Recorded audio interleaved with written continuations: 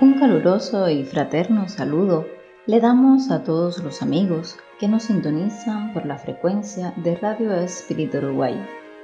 Desde la mayor de las Antillas, Cuba, se engalana con exquisita fragancia nuestro espacio Violetas para Amalia, un programa dedicado a Amalia Domingo Soler, la dama del espiritismo o cronista de los pobres. Estaremos nutriendo nuestra alma con sus memorias y sus obras, fuente de incalculable valor para las diferentes generaciones de espiritistas. Acompáñanos y queda con nosotros Walter Pérez y quien les habla, Blanca Rosa.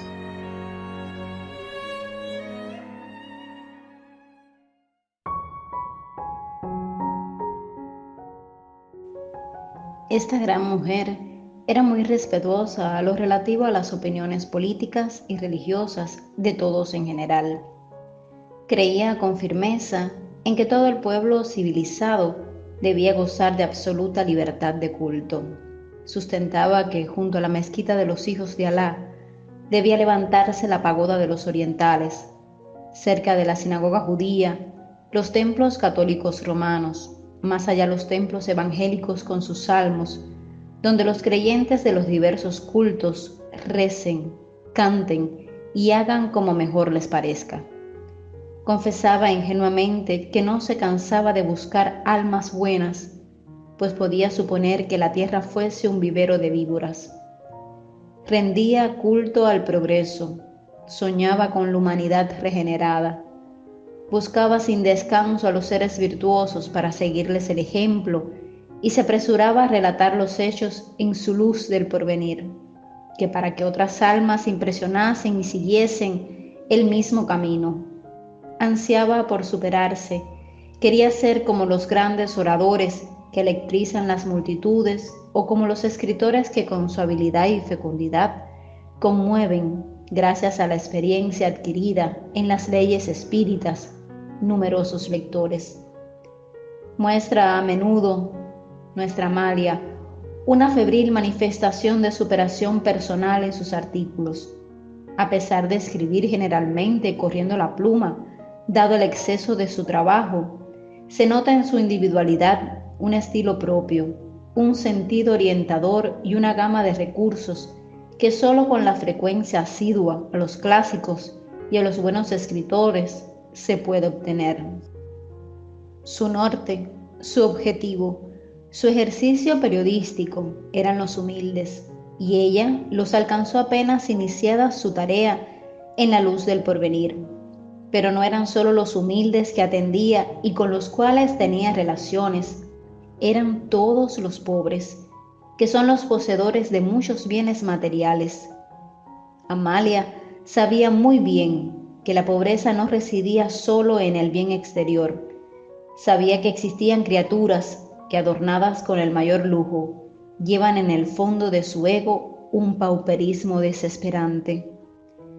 Visitaba en determinadas ocasiones un colegio, de esos de gran lujo con profusión, maestros de diseños, de idiomas, de música, de canto, dotado de un buen gimnasio de deportes y todo lo necesario para una esmerada educación intelectual y al mismo tiempo de la fuerza física, cuando tienen ocasión de reforzar sus ideas al respecto. Había allí varias niñas que le respondían como papagayos a sus preguntas. En ninguno encontró originalidad ni inteligencia. Recitaban como ciegos, fábulas y consejos, sin saber lo que decían. Ese no era el ambiente de la luz. No buscamos a los hombres, acostumbraba a decir Amalia, en los ateneos ni en las academias, ni en los congresos ni en el Senado. Estudiamos a la humanidad, desnuda del esplendor de la gloria, en las posiciones más humildes y oscuras. ¿Cuántas veces vemos un verdadero hombre vestido con la camisa de trabajador, que denota pobreza y origen humilde, con las manos ennegrecidas, revelando en su porte el simple trabajador? Al mirarlo de frente, al observar la expresión de su semblante, decimos: he aquí un hombre que vive fuera de su ambiente. Y si tenemos ocasión de hablarle, casi siempre nos revela que son criaturas de mayor categoría que los titulados académicos. Hay muchísimos que pasan desapercibidos y que no obstante son verdaderos genios. Sabe expresar a su respecto a los libres pensadores y liberales que trabajan por el bien de la humanidad sin hacer cuestión de posiciones políticas e ideológicas. La luz estaba siempre dispuesta a transcribir las expresiones luminosas, así como hacer eco de todo cuanto de bueno surgiese a favor de los hombres en este áspero mundo. La figura de Amalia, cuenta Bernabé, era contraída. Tenía los hombros algo echados para adelante. Era de pequeña estatura y frágil. Su rostro mostraba sus arrugas profundas, los amargos pesares de su vida dolorosa. ¿Cómo no sería amargo aquel ser, exteriormente algo grotesco, con una envoltura corpórea poco estética, contener el espíritu de un artista, de un alma poética? Era un ser todo ternura, todo corazón, consagrado al consuelo de sus semejantes, a los humildes, a los desheredados, a los tristes y caídos, a los que tienen hambre y sed de justicia, los pobres, los huérfanos, los ciegos y enfermos, los encarcelados. Mirando a doña Amalia, nuestra mirada parecía ignorar su apariencia física para fijarla en su interior, la esencia divina e invisible de aquel espíritu feliz, intermediario entre los habitantes del espacio y los de la tierra, autora de composiciones literarias emocionantes y de obras filosóficas que tantos adeptos dio a su causa espírita. En un artículo de La Luz del Porvenir podemos leer esos comentarios sobre la heroína espírita. Espanta pensar que una pobre mujer que vive de su trabajo de humilde costurera sin más instrucción, más allá de la recibida en la escuela primaria, tenga tiempo para ejercitar su inteligencia, cultivar sus facultades y se vuelve la escritora más popular, amada por millares de lectores que aún hoy, medio siglo pasado, prosiguen leyendo sus libros y nombrándola con cariño. De una sensibilidad femenina y educada, constantemente recordándonos el hogar. Tiene un tierno afecto por la naturaleza y por el arte. Amada por un lado por su ingenuidad propia de la hija del pueblo, es admirada por otro gracias a su erudición y cultura. Es tan dada a emociones místicas cuando se rodea de colegionarios de ambos sexos, ignorantes y simples, que les habla en el único lenguaje que comprenden. Participa igualmente de emociones humanitarias y no huye a las disgregaciones científicas. Sigue la escuela espiritista, cree en la reencarnación, en una verdad ideal y en una virtud metafísica y psicológica. Libre pensadora profunda, tiene una continua tensión de nervios, como si estos fuesen caldeados por la fiebre de la difusión de las ideas espíritas. A ellas se entrega con toda la pasión de su alma. Amalia es pura y simplemente una escritora.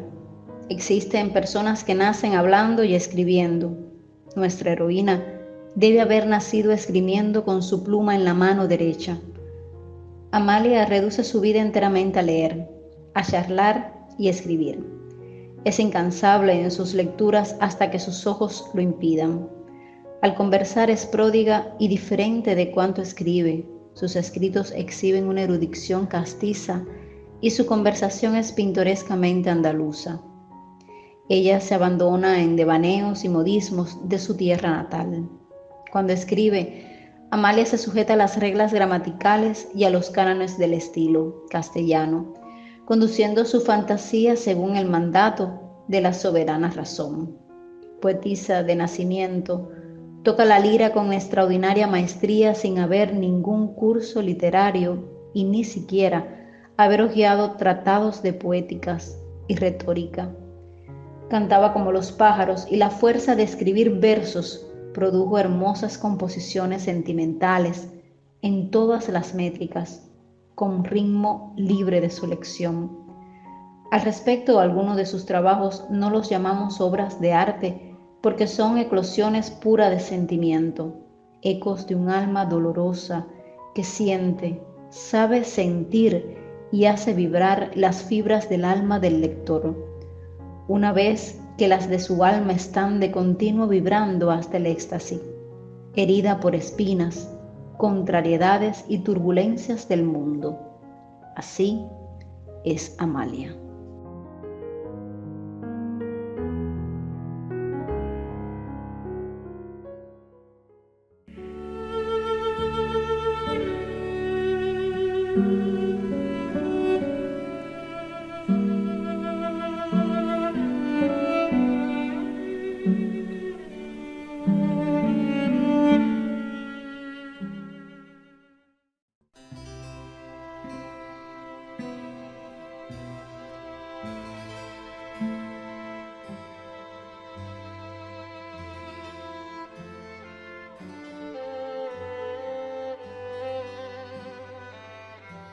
Amables oyentes, nuevamente estamos de vuelta aquí a través de las frecuencias de Radio Espírita Uruguay para compartir con ustedes una nueva emisión de su programa Violetas para Amalia.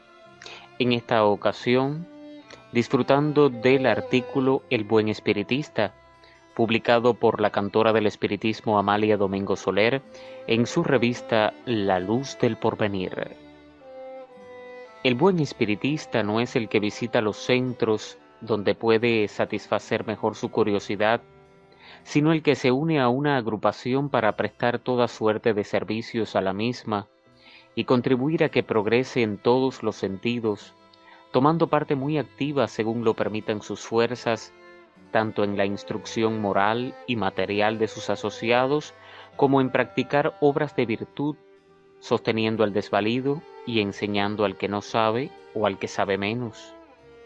¿Qué méritos puede tener el espiritista que espera al día de la sesión para pasar un rato de simple espectador, aplaudiendo o murmurando después de las facultades buenas o malas de los médiums, estableciendo comparaciones y fomentando la rivalidad entre los centros?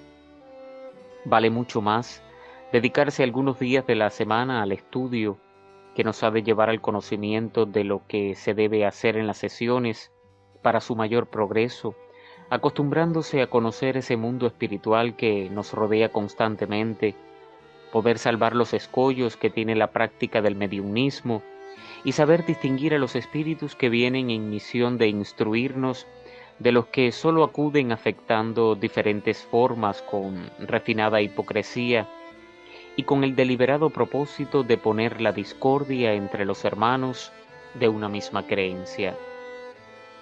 ¿Qué es lo que pueden hacer los espíritus de esos hombres que mueren todos los días, llevándose todo el rencor y la ira que tuvieron hasta el último momento contra el espiritismo y contra los espiritistas? ¿No es para ellos un gran castigo continuar ciegos y sordos como lo fueron en la tierra, hasta que por un esfuerzo de su voluntad arrojen sus preocupaciones y su modo extraño de amar a Dios y al prójimo?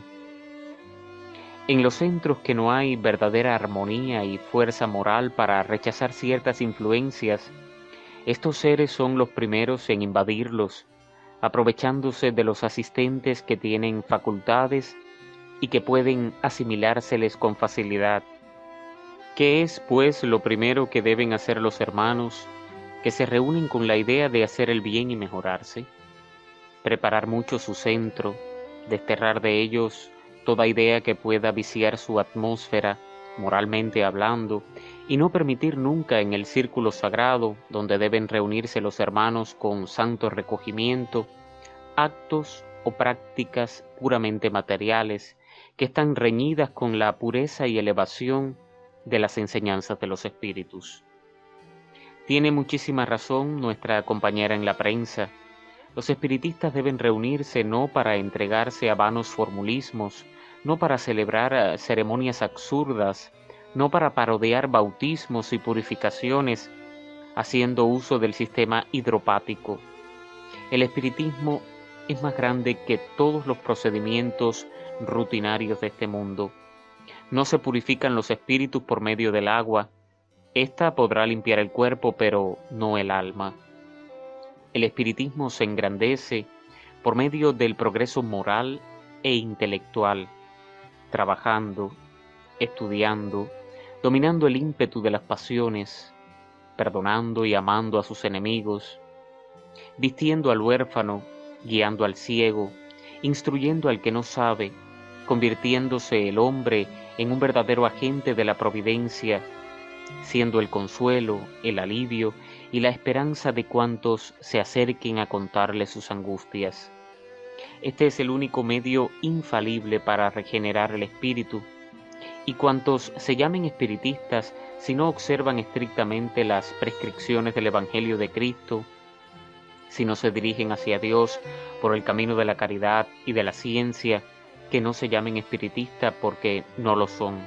Podrán ser afiliados a una secta religiosa más o menos adelantada, pero no al espiritismo, que es el racionalismo religioso, es el deísmo filosófico, es el esencialismo de la vida, es la verdad, puramente la verdad, la manifestación, la demostración de la individualidad del espíritu, la negación absoluta de la muerte y la afirmación concluyente del progreso indefinido del alma.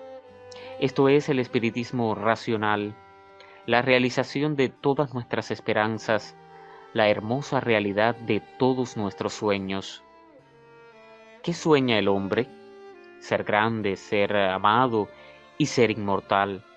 Y la comunicación ultraterrena nos convence sin el menor género de duda que los sueños del ayer los hemos realizado hoy, y los de hoy los realizaremos mañana, pero los realizaremos trabajando en nuestro perfeccionamiento. Y desengañémonos, que no nos perfeccionamos por acudir a un mal llamado centro espiritista para entregarnos con fanático misticismo a prácticas verdaderamente absurdas, y si lo hacemos, no podemos apropiar del antiguo adagio que de ahí van los mismos perros con distinto cencerro. Lo mismo es rezar rutinariamente en un lugar que en otro, y lo mismo es sujetarse a fórmulas y a privaciones de alimentos dentro de un credo religioso que obedeciendo mandatos absurdos de visionarios reformadores. No hay más que una reforma en la tierra, la caridad y la ciencia. Respetemos profundamente las creencias, o mejor dicho, las prácticas de todos los círculos espiritistas, menos aquellas prácticas que son del todo inadmisibles porque degeneran en tristísimo abuso. Pero en consonancia con nuestras ideas están principalmente las agrupaciones que ven en el espiritismo la religión del porvenir. No es una religión. Las religiones son las que tienen sus oraciones marcadas, y aunque la escuela espiritista tiene su libro de oraciones porque estas son necesarias para la generalidad, creemos que comprendido bien el espiritismo, convencido el hombre que solo con rezos no se progresa, se trabajará muchísimo más y se rezará muchísimo menos. Nos gusta tanto la gimnasia de las inteligencias, comprendemos también que no en todos los parajes se pueda hacer esta reforma, y lo que es luz de verdad en un punto no puede serlo en otro.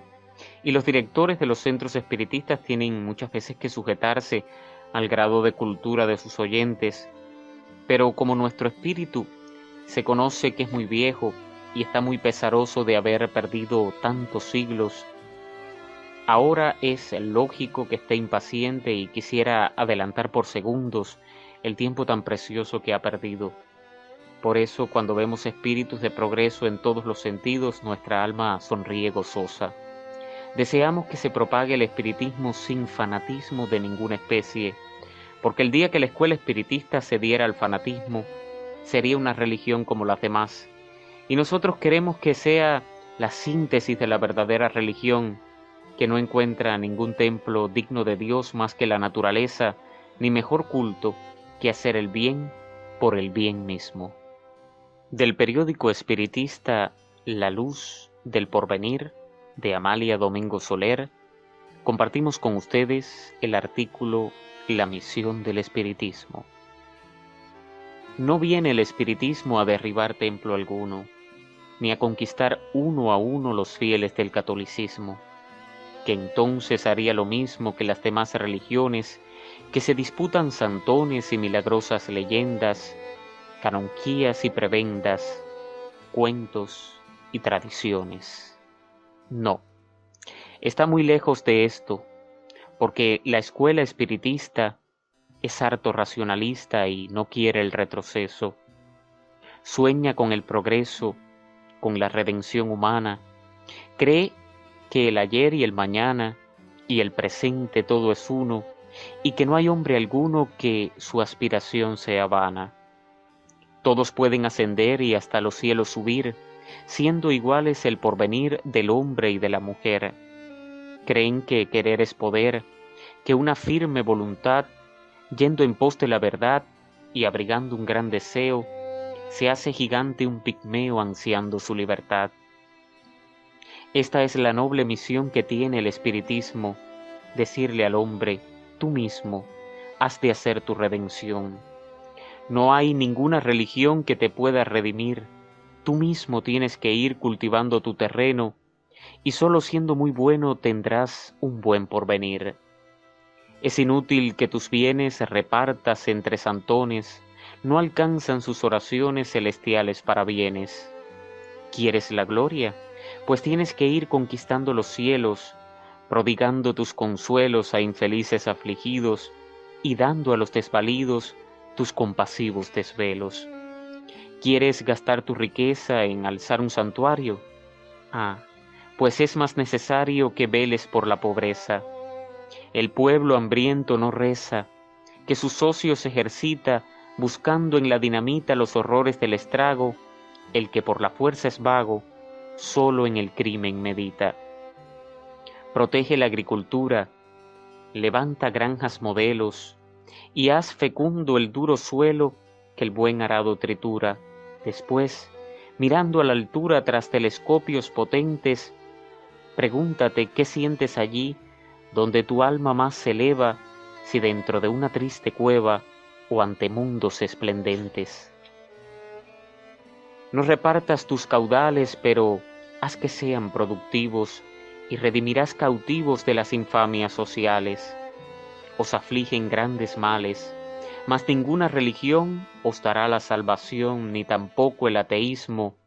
Es sólo el espiritismo el que dará la solución al gran problema social, el descontento de todos, que unos y otros, cual beodos en impura bacanal, hacéis el mar por el mal, vivís sin saber vivir, bajando queréis subir, huyendo queréis llegar.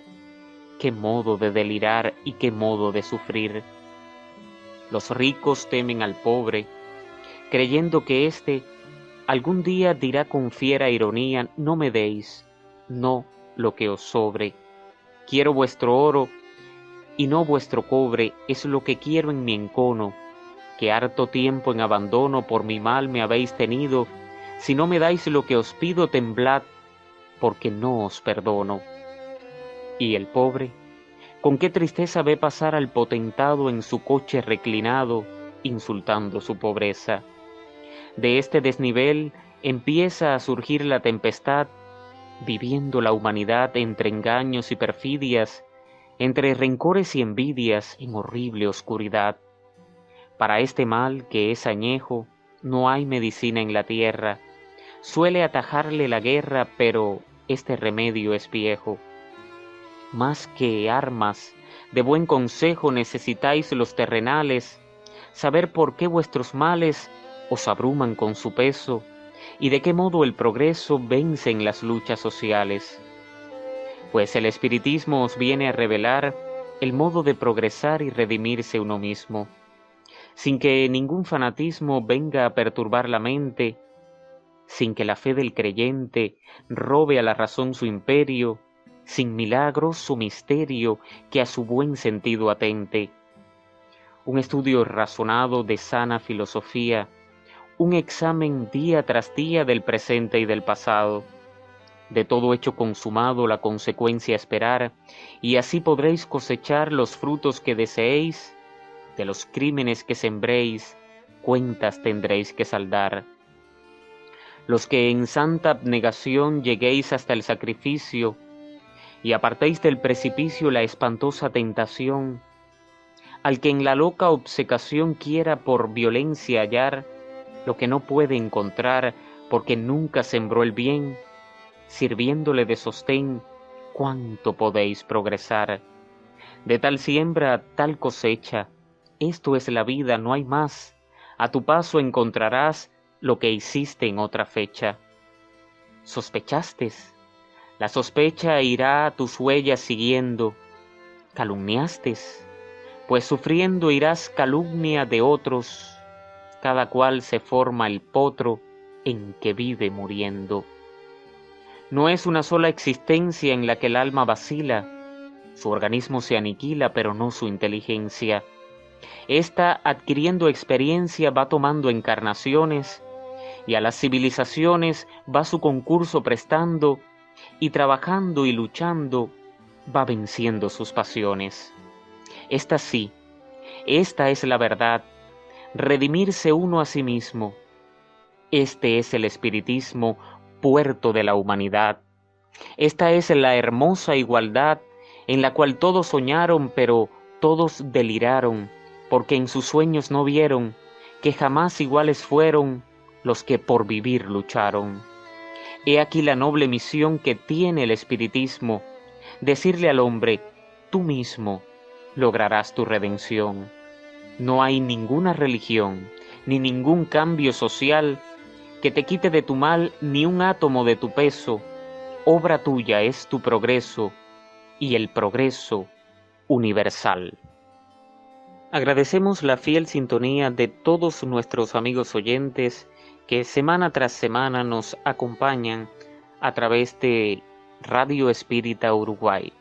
Los esperamos aquí en una nueva emisión de su programa Violetas para Amalia.